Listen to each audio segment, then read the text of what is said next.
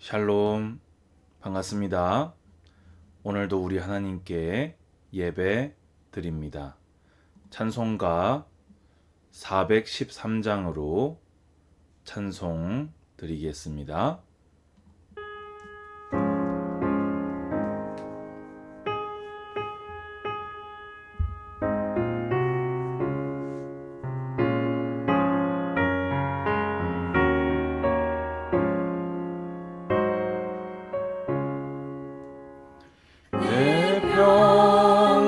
평생에 가는 길 순탄하여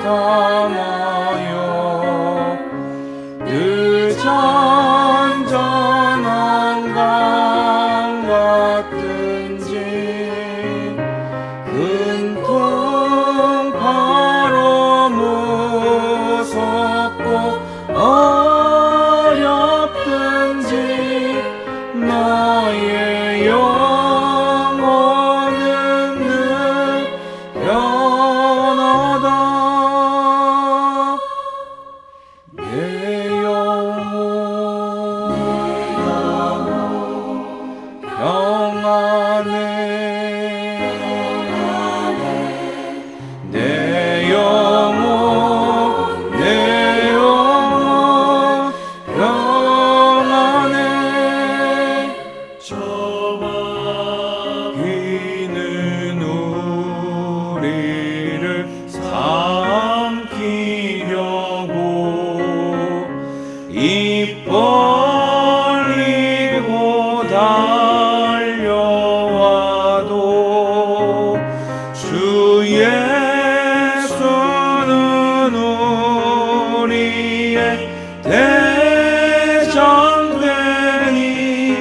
끝내 싸워서 이기리라.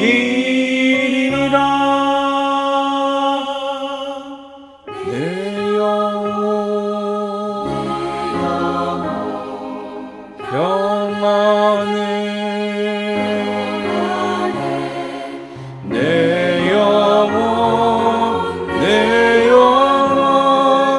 평안해.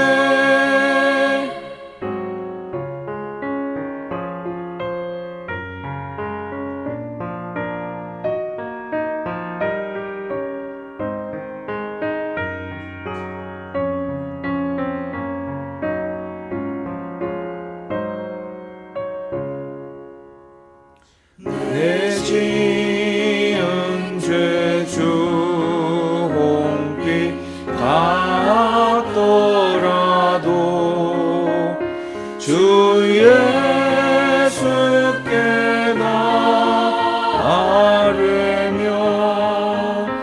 그 십자가 피로써 다시 쓰사 있는 보다 더 좋아하리라.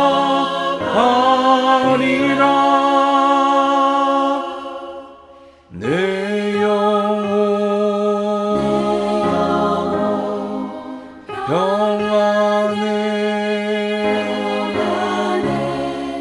내 영혼 평안해. 저 공중에 구름이 일어나며 큰 나팔이 울릴 때에 주 오셔서 세상을 심판해도 나의 영혼은 겁없으리.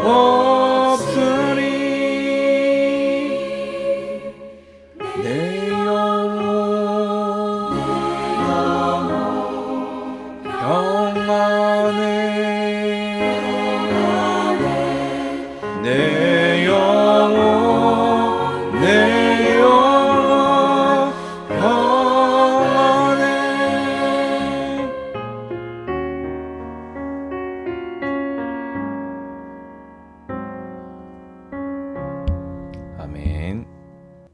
기도 드리겠습니다. 주님 감사합니다. 오늘도 우리는 주님이 주신 우리의 삶 가운데 찾아오는 모든 상황과 일들 가운데 동일하신 하나님을 향하여 동일한 믿음으로 주님을 예배 드립니다. 우리 드리는 예배 주님 기쁨으로 받아주시고 예배 드리는 모든 주의 택정하신 백성들에게 주의 크신 자비와 긍휼을 덧입혀 주시옵소서. 영육간의 질병 가운데 예배 드리는 자 있습니까? 주께서 고쳐주시고 주께서 새 힘 주시고 주께서 나아갈 수 있는 길을 열어 주시옵소서. 감사 영광 주께 돌리오며 예수 그리스도 이름으로 기도드리옵나이다. 아멘. 오늘 하나님 말씀은 사무엘하 16장 5절부터 보도록 하겠습니다. 오늘 이 말씀은 다윗이 압살롬의 난이 일어났을 때 피난하는 그 과정에서 여러 종류의 사람들이 찾아왔지요. 이때 진짜 충신들이 찾아왔고 또 이때 기회주의자들도 찾아왔습니다. 참 이렇게 우리가 어려움 당하게 되면은 또 우리가 풍랑 가운데 있을 때 이렇게 옥석이 가려지는 것 같다. 그런 생각이 듭니다. 어쨌든 오늘 이 본문에 나오는 사람은 기회주의자 중에 한 명이었는데 악한 기회를 노리고 있던 다윗에게 악감정을 가지고 있다가 이때다 하고 나선 그 시므이라는 사람과 그 시므이의 그 행동을 다윗이 어떻게 믿음으로 대처하고 지나보내는지 거기에 대한 말씀입니다. 읽습니다. 다윗 왕이 바후림에 이르매 거기서 사울의 친족 한 사람이 나오니 게라의 아들이요. 그러면 당연히 베냐민 지파겠죠. 이름은 시므이라. 그가 나오면서 계속하여 저주하고 도망가는 지금 큰 어려움을 당해서 피하고 있는 다윗을 저주를 하면서 따라오면서 돌까지 집어던지고 있는 거예요. 또 다윗과 다윗 왕의 모든 신하들을 향하여 돌을 던지니 그때 모든 백성과 용사들은 다 왕의 좌우에 있었더라. 이제 시므이가 평상시에 이 베냐민 왕조가 사울 왕조가 무너지고 다윗 왕조가 등극한 게 계속해서 마음에 안 들었던 거죠. 근데 다윗이 도망을 가니까 드디어 어차피 이 쿠데타가 성공을 해도 다윗의 아들 압살롬이 즉위를 하지만 일단은 미운 게 다윗이니까 이때다 싶어서 나와가지고는 막 저주도 하고 막 돌도 던지는 그런 모습입니다. 시므이가 저주하여 하는 가운데 이와 같이 말하니라. 피를 흘린 자여 사악한 자여 가거라 가거라. 사울의 족속의 모든 피를 여호와께서 내게로 돌리셨도다. 그를 이어서 내가 왕이 되었으나 여호와께서 나라를 내 아들 압살롬의 손에 넘기셨도다. 보라, 너는 피를 흘린 자이므로 화를 자초하였느니라 하는지라. 자, 여러분, 이 시므이의 행동은요, 이 율법을 하나님의 말씀을 너무 많이 어겼어요. 일단 출애굽기 22장입니까?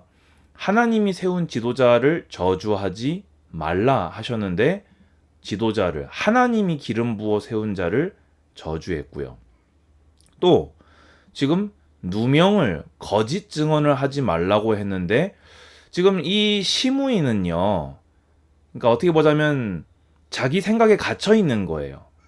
사울의 죽음. 그 길보아산 전투에서 사울과 사울의 아들들이 죽었죠. 근데 이거는 제가 그때 말씀드렸지만은 이 자살이나 다름없습니다. 실제 사울은 자살을 했기도 하고요. 죄에 대한 결과로 스스로 죽는 길로 간 것이었거든요. 이스보셋 죽음 다윗하고 아무 상관없습니다. 아브넬 다윗은 그를 맞아주려고 했는데 요압이 그를 살해했지요. 그리고 사무엘하 21장을 아직 읽지는 않았습니다만은 그 시점은 이제 많은 학자들이 이 압살롬의 난 이전에 벌어진 사건으로 보거든요. 3년의 큰 흉년이 들었을 때 그 사울이 이렇게 기브온 사람들을 이 언약을 어기고 살해를 했거든요. 거기에 대한 하나님의 공의의 시련으로 사울의 두 아들과 이 사울의 첩의 5 아들을 이렇게 목매아 달도록 내어주거든요. 그 어떤 것도요. 다윗이 베냐민 지파의 피를 흘린 적이 없어요. 모두 다 사울 왕가의 그 베냐민 지파의 죄악으로 말미암은 자초된 심판들이었거든요. 그런데 이렇게 거짓 증언을 하고 있고요. 또 심지어 하나님이 사울 족속의 피를 다윗에게 돌린다고 하신 적이 없는데 여호와의 이름을 지금 망령되이 거론하면서까지 저주하고 있고요. 그리고 여호와의 기름 부음 받은 자를 대항하는 것은 누구를 대항하는 것입니까? 여호와 하나님을 대항하는 것입니다. 이게 시므이는요. 지금 몇 마디 말 속에서 자신의 말로를 자초하고 있는 모습입니다. 그런데요. 이걸 다윗 입장에서 본다면요. 참 어려운 상황인 거예요. 지금 가뜩이나 아들에게 좀 잡혀 죽게 생겨서 아들이 자신의 왕좌를 빼앗아서 도망을 가고 있는데 거기다 대고 뒤에 따라오면서 누명을 뒤집어 씌우면서 이런 저주를 하고 있는 겁니다.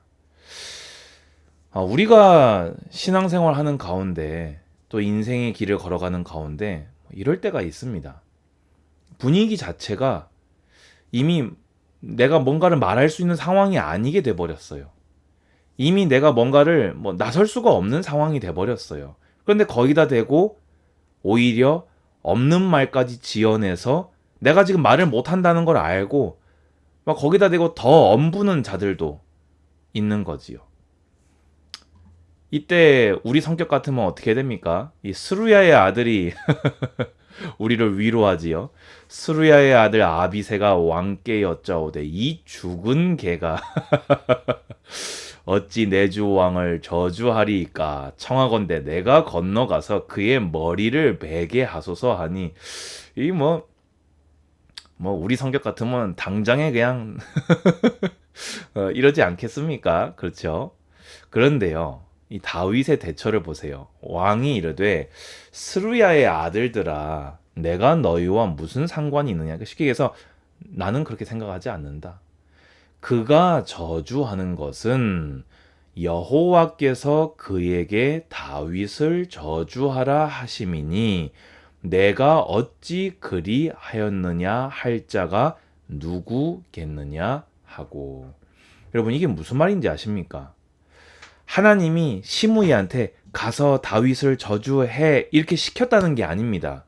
마치 바로 왕을 모세 앞에서 완악하도록 그 죄악에 내버려 두심처럼 하나님의 섭리로 저 시므이가 원래 저주를 할 놈인데 굳이 그거를 막지 않고 내어버려 두셨다는 겁니다. 왜지요? 다윗은 알았던 거예요.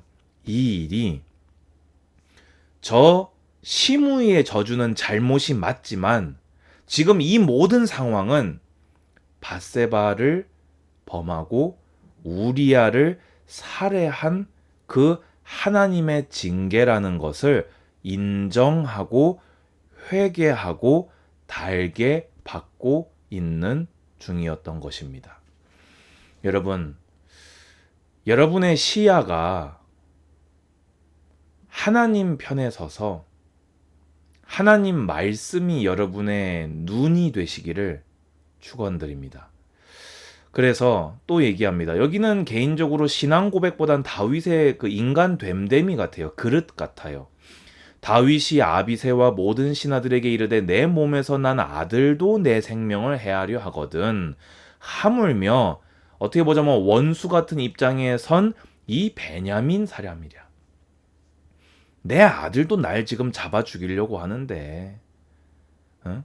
나에게 왕조를 빼앗겠다고 생각하는 저 베냐민 사람이 뭐 할 수 있지 않겠냐. 그런데 이제 또다시 신앙 고백을 합니다.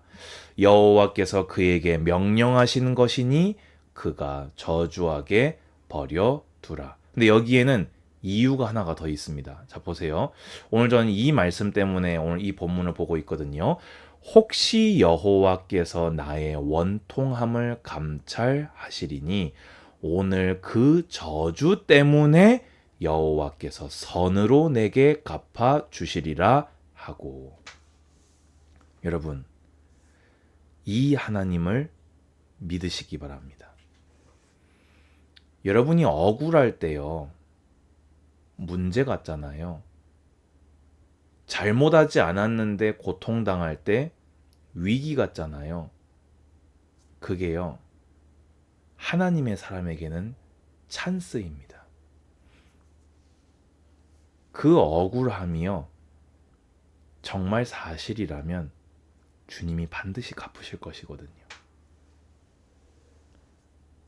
저는 그 하나님을 믿고 하나님을 의지하고 하나님을 바라봅니다. 우리가 말을 못하면서 가는 때가 참 많습니다.